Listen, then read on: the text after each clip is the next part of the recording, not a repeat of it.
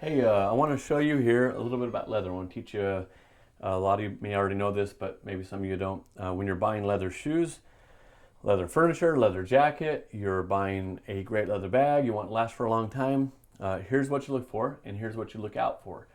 Just a little bit about leather. I'm here in my daughter's little playroom. We painted the wall, just so you know, kids love this. Paint it with a chalkboard paint, and she draws in here all the time. So anyway, let me show you a little bit about leather. But I did this ahead of time. Check this out. I just had to show you. Pretty cool. If you do, here's where we are right here in my office and all that. Here's some stairs on the deck here, and then here's where the zip line goes down out to the fire pit. And it's not too high that if you don't strap in that you die or you go to the hospital, whatever. But it's high enough so that you still get a rush when you take it and you don't have to strap in. So anyway, there's me right here. There's the fire, and you go down that way. Anyway, just something to think about if you are doing your own house. Anyway, here we go. So here is leather, okay?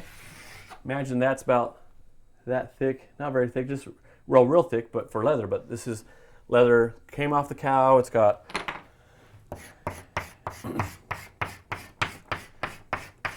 all these hairs, okay? Here's the cow hair. And you have maybe 250 per square inch, or maybe not that many, I don't know.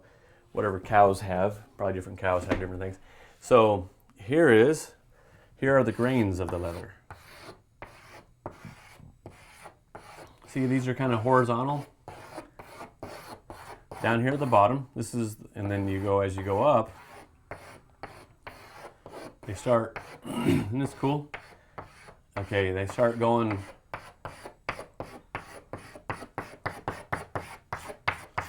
mainly at 45-degree angles, that the hides do, okay?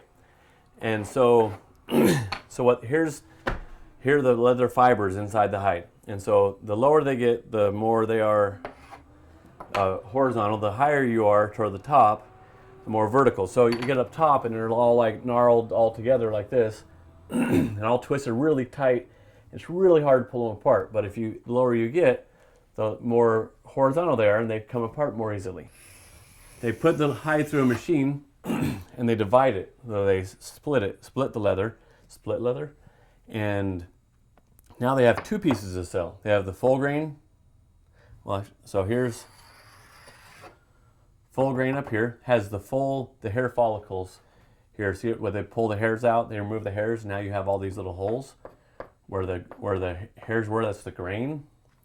And you have all these tight fibers, and then you have this part, which is still good, the top grain part here. And then but they shave it off, and then you get the genuine leather here, okay? And that gets rid of all of those terrible, ugly scars. So like here's a run-in with some barbed wire. Here was a bat sucked on it a little bit. So what a lot of places do is they'll shave off, you get a smaller one, they'll shave off this top part to get rid of all those ugly scars, okay? And so they can have this big, huge piece, big whole hide, and they can make couches, or they can make stuff, and they don't have those ugly scars on there. And so there's this beautiful piece, and now they've gotten rid of the toughest part of the hide, which is what we use, is the full grain. And so you get the life of the cow with what we're using, but a lot of people don't like that, which is fine. And so they use top grain, which is decent. It's this part right here. That's what they're using. This is the genuine, and this is let me write this real quick. So this is it's hard writing with chalk, unless you write all capitals. So here's genuine, here is full, and then here is top. Now you have a fourth grade of well, I guess you call it leather. Technically it has leather in it. See all these shavings?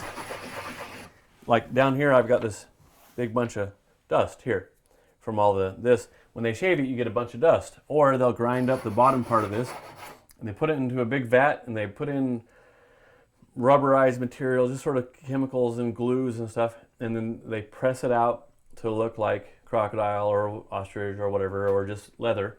They paint it and they call it bonded leather. And it looks like it has veins and all that in it.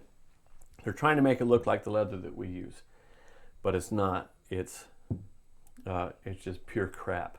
So anyway, watch out for bonded leather. Genuine leather is better than vinyl. I mean, what do you do? But it's not that great. Top grain is good. It has some of the grain in it, but see, now check these little hair follicles that come, these holes. That's where when you touch it and rub it, and it gets dirt on it, gets oils from your hands, from your face. That's where it gets the nice patina. So the more you use it, the darker and more worn in it gets from all the oils and dirt, which is kind of gross if you think about it, but really it's pretty cool. So if you get rid of all these little holes that the hair used to be in, and you miss out on the beauty of the leather. And that's kind of, that's what full grain gets you. It gets that nice patina because of the hair holes. And anyway, this is leather 101. Now, if you don't want these scars, what you do is you get a cow and you put it in your home, or you talk a rancher into it, and make sure the countertops are nice and rounded, and then you'll get beautiful leather every time.